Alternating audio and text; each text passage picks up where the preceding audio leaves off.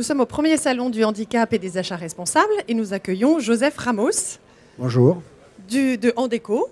Auriez-vous la gentillesse de vous présenter, de présenter Andeco et votre rôle au sein d'Andeco? Donc, je suis Joseph Ramos, délégué général d'une organisation qui s'appelle Andeco. Et nous sommes organisme intermédiaire, facilitateur d'accès à l'offre de services des établissements ESAT et entreprises adaptées. Donc notre rôle, c'est d'accompagner les donneurs d'ordre publics et privés pour adresser le secteur le mieux possible, acheter plus et acheter mieux. Alors, en quoi le handicap peut-il être une source d'opportunité plutôt qu'une contrainte aujourd'hui? Alors là, vous avez la réponse dans le salon déjà, puisque vous avez le top 100 des établissements. Ils sont plus de 2100 en France, vous en avez 70 qui sont représentés. D'abord, ce secteur s'est très professionnalisé ces dernières années. On est vraiment sur du triptyque qualité-coût-délai, donc ce sont des fournisseurs comme d'autres fournisseurs. Et certains se battent sans étiquette handicap et concourent à des appels d'offres publics comme d'autres PME. Ah oui, d'accord. C'est intéressant. Ils concourent, sans mettre en avant leur... Absolument. Et vous voyez d'ailleurs leur raison sociale, leur marque. Quand on voit du Acticea, quand on voit du Atimic, quand on voit... On ne pense pas à handicap. Et eux ne veulent surtout pas renvoyer à l'image du handicap, parce que ce n'est pas l'image qu'ils veulent renvoyer. L'image, c'est l'image de la compétence, c'est l'image de la performance, c'est l'image du professionnalisme. Et là, vous avez un certain nombre d'établissements, un certain nombre de PME, de fournisseurs PME, qui sont des vrais pros dans leurs prestations. Vous semble-t-il que le handicap, aujourd'hui en France, est encore un sujet tabou?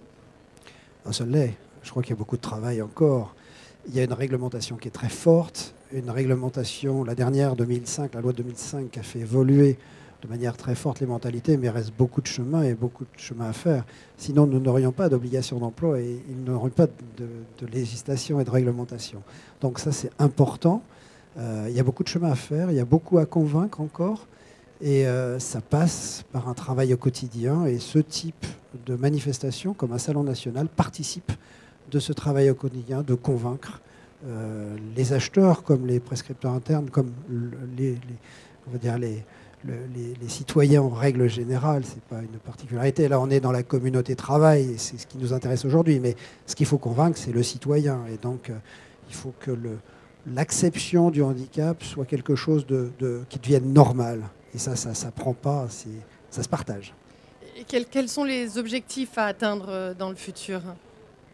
Les objectifs seraient que la réglementation disparaisse, mais ça, ce n'est pas un objectif. Ce qu'il faut, c'est continuer, parce que c'est beaucoup de personnes en emploi aujourd'hui. C'est quand même près de 150 000 personnes en emploi. On connaît la crise du chômage actuellement.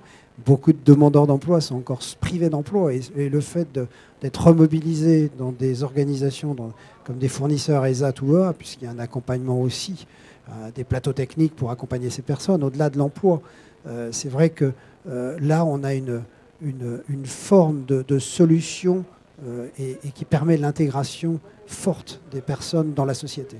Quelqu'un qui travaille en entreprise adaptée, c'est quelqu'un qui va chez le coiffeur, c'est quelqu'un qui paye ses charges, c'est quelqu'un qui va au restaurant. Donc, vous voyez, c'est aussi ça, l'intégration dans une société. Si une société réussit, c'est par là que ça commence. Très bien. Et donc, ce salon, vous le disiez, est un bon moyen pour... Alors, je l'ai dit, c'est un vrai bonheur. Pour nous, c'est un vrai bonheur. Et on s'y inscrit, on inscrit très largement, puisque... Dans nos missions et dans notre positionnement, on communique régulièrement avec les 2100 établissements. Et bien évidemment qu'on a à la fois communiqué auprès des établissements et à la fois communiqué auprès de nos clients qui sont là et qui participent et qui sont invités à cette occasion. Et donc ça participe, si vous voulez, dans la boîte à outils, à une vraie communication et à faire en sorte que ça devienne quelque chose de normal. Ok, merci beaucoup. Je vous en prie, c'est moi qui vous remercie. Bon salon. Merci également.